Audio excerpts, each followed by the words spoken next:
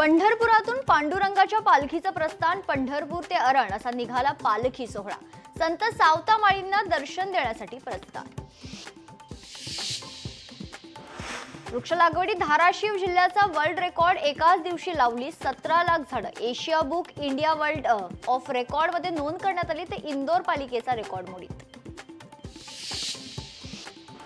पावसाळ्यामुळे कोल्हापूरचं निसर्ग सौंदर्य खुलले। चोपडेवाडी गावातील धबधबा प्रवाहित। चोपडेवाडीतील धबधब्याची पर्यटकांना भुरळ।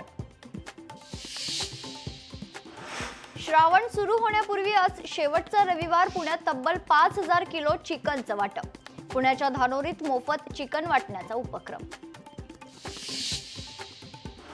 विरारमध्ये गटारी निमित्तानं मटण शॉपवर गर्दी। मटण खरेदीसाठी ग्राहकांच्या लांबच लांब रांगा। मटण खवय्यांची मटण खरेदीसाठी तोबा गर्दी। बेस्ट प्रशासनाचा अनागोंदी कारभार समोर। सेवानिवृत्तीला 15 दिवस शिल्लक असताना बढती करण्यात आली। समिती अस्तित्वात नसल्यानं मनमानी कारभाराचा आरोप।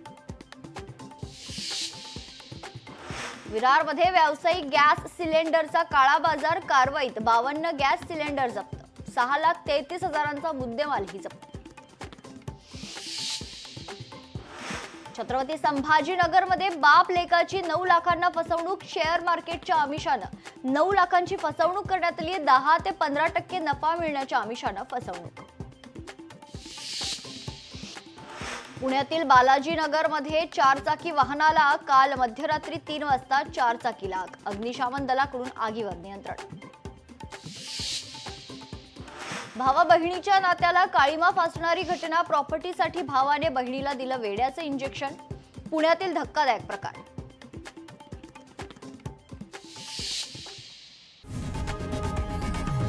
लोकशाही मराठी ऐका, पहा, जागरूक रहा।